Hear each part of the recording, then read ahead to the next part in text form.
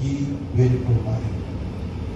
That there is something great in the midst of this pain, in the midst of these trials. Ang maganda pa sa atin, now, sasamahan tayo.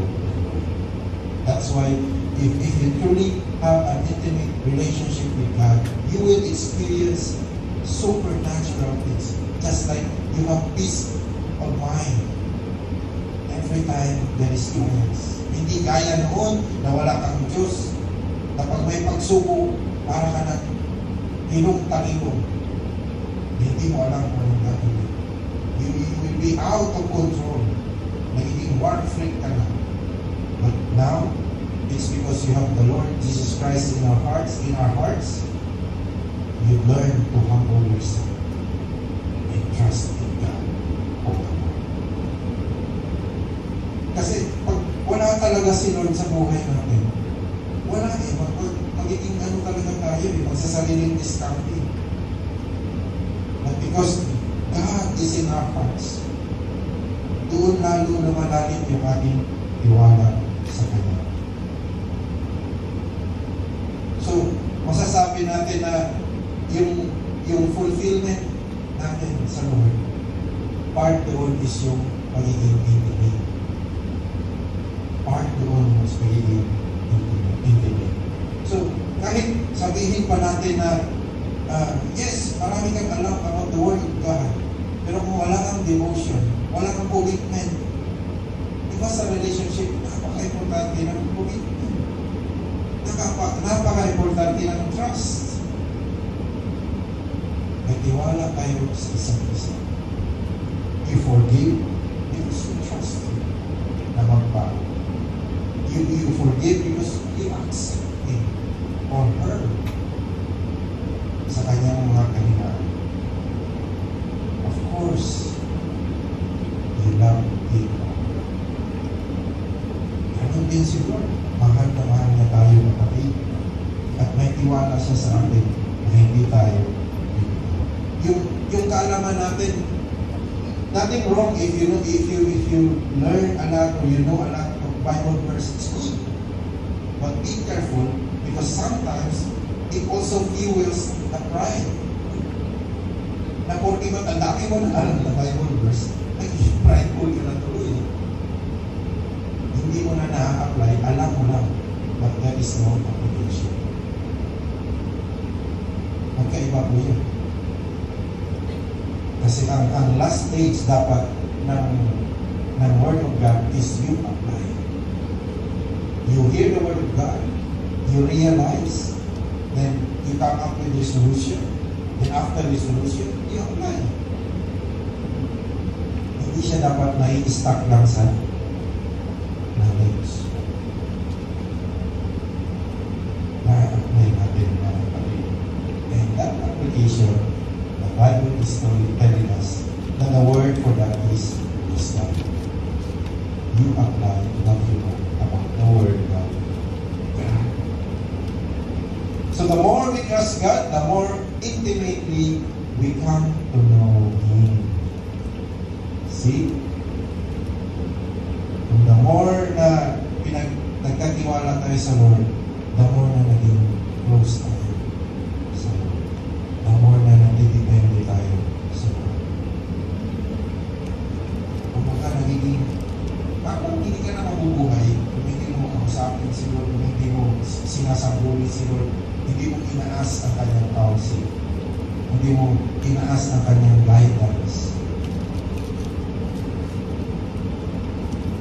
So, importante mga kapatid, yung trust when it comes to intimacy with God. Tayo ng mga believers, gusto natin na-experience yun with intimacy. Every day, every moment of our lives. Yung intimacy with God. The more we choose to get closer to God. Di ba may kanta na sa Pilas? Sikat yun eh. The closer I get to touch in you. Ano yun? Di ba? Close up, yes. Advertise sa close up. Yun ang team nun eh. Na yung nililigawan niya, gusto niyang being close kasi nga, love niya. So, yung alam ng kantang yan, alam na ang mga edad natin. Sabi sa Psalm 73:28, sabi, but as for me, sabi ng psalmist, it is good for me to draw near to God. I have made the Lord God my refuge and place my trust in Him. Hindi sa bank account, hindi sa career, hindi sa kumanuman at meron, but sa Lord. That I may tell all of all your words. And sabi rin ni James, draw near to God and He will draw near to you. Hallelujah. Draw near to God. Can we say it again? Draw near to God. To God. And He will draw near to you. And we will paraphrase it. He will draw near to me. Para hindi natin makalimutan. So, just to continue, James 4:8, cleanse your hands, you sinners, and purify your hearts, you double-minded. So the more we get closer to God, nare-realize natin yung mga unholy character and attitude and personality natin, mga kapatid. Nakikita natin, there is something wrong in us na dapat nating ayusin. Dapat nating i-correct. At ang tunay na anak ng Diyos, nagpapakorek sa Diyos. Amen. Kung ayaw mong magpakorek, tanungin mo si Lord bakit. I know, gusto natin magpakorek sa Lord. Kasi hindi pa tayo mga glorified body. That is why, every now and then, whether we like it or not, makakapag-commit talaga tayo ng kasalanan. That is why, Lord, help me to realize. Because we pursue holiness, we pursue purity. E kung hindi natin ito nasasabi at nahingi ng tapag sa Lord, walang nare-resolve. Nag-gets na ito. Walang nare-resolve. But if you are humble enough, you open your heart to God, the Lord will surely help you realize. Anak, ayusin mo ang area na ito sa buhay. Anak, ayusin mo ang area na ito sa buhay. Anak, ayusin mo ang area na ito sa buhay. Sabi, purify your hearts. Hindi ako magsabi yan, si Lord James 4:8.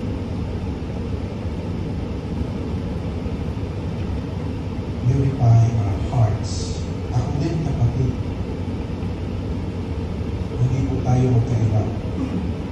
Sinisipurin po, Lord, kung meron kong dapat i-correct din sa akin, of course, nais kong ipakorek sa Lord. Gusto ba natin magpakorek sa Lord? Amen. Praise God. But we can seek the nearness in ways that don't produce it. So, lagi natin tandaan na ang pagiging intimate ay hindi lang po dahil marami kang alam sa Word of God. Intimate also means trust. Your full trust in God. That is why you read the Word of God dahil may tiwala ka sa Lord na through His Word, i-reveal ni Lord ano ba ang mensahe?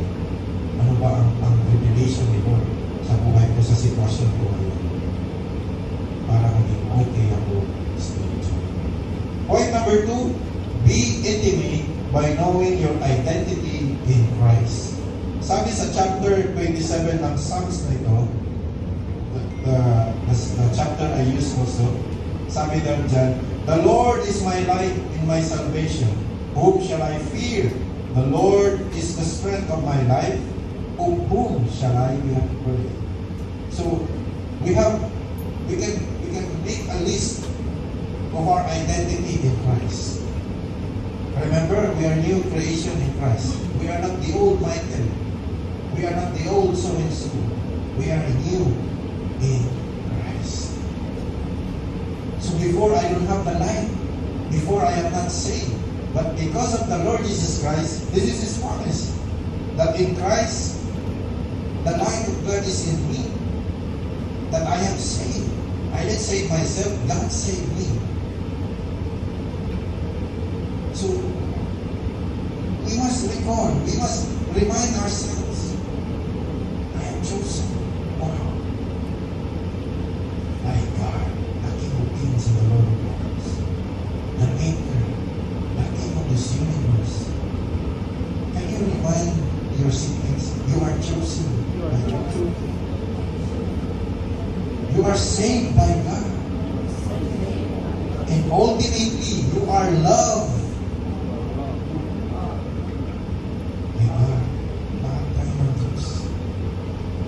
And the Bible also is clear. We are the salt and light. Yung identity natin. Salt and light. Matthew 5:13-16. We are saved. Ephesians 2:8-9. Hallelujah. Magiging intimate tayo kasi alam natin kung sino tayo in Christ. Tayo ay niligtas ng Lord. Can we confidently say na tayo talaga ay ligtas? O baka nagdududa pa tayo? Taas na kamay na nagdududa. Buti walang nagkamay. Baka may nagtaas eh. O taas ang kamay ng ligtas. Amen. O wala rin ang taas sa iba. Saan tayo na pupunta? Dalawa lang naman eh. Ligtas o hindi ligtas. That is why the word saved there is past tense. Tapos na. Kung tinanggap mo si Lord as your Lord and Savior, when you truly believe in after that God, the Lord Jesus Christ is our Lord and Savior, by faith we are saved in Christ. Amen. We have God's strength. Andyan ang lakas ni Lord. So dapat, the more we know and we dig deeper who we are in Christ, dapat maging intimate tayo sa Lord. Philippians 4:13. God gives us strength. We can do all things through Christ. Kung meron kang, kung kompleto ko yung daliri mo, madali lang i-memorize ko ng Philippians 4:13. It is 10 words. So I can do all things through Christ who strengthens me. So wala ka nang ligtas. At least meron kang alam na verse. We are fearless. We are fearless. Sorry. Hindi tayo dapat matatakutin o hindi tayo dapat matakot sa mga sitwasyon na meron tayo. I do understand, mga kapatid, some of us, hindi biro ang mga pinagdadaanan sa buhay. Of course, naiintindihan ko yan. Pero hindi dapat manaig ang takot. Ano pala, Pastor? Dapat faith. Tiwala sa Lord. Amen? We hear a lot of testimony. They've been through like talagang ang tindi ng mga pinagdaanan. But they overcome. Because they have faith and trust in God. That's our identity. Yung mga confidence natin na nandun ang Panginoon. Psalms 23 at 27 verse 3. So we have a confidence from God. When a person becomes intimate with Jesus Christ, they do not have to wonder who they are. Hindi na sila nalilito. Alam na nila yung identity nila. Alam niyo po yung identity crisis? Iba rin po yung topic nila. Yung bang hindi nila alam kung ano ba talaga sila. Ang hirap kaya nun, identity crisis. Hindi po ako against sa grupong yun. I love them. Pero hindi nila alam kung ano ba talaga sila. But in us, klaro-klaro po yung ating identity in Christ. Kung alam natin na tayo ay kay Lord, hindi na tayo nalilito at hindi na tayo bulong-bulong. At alam na rin natin kung ano yung ini-expect natin. That after this life, we will spend eternity with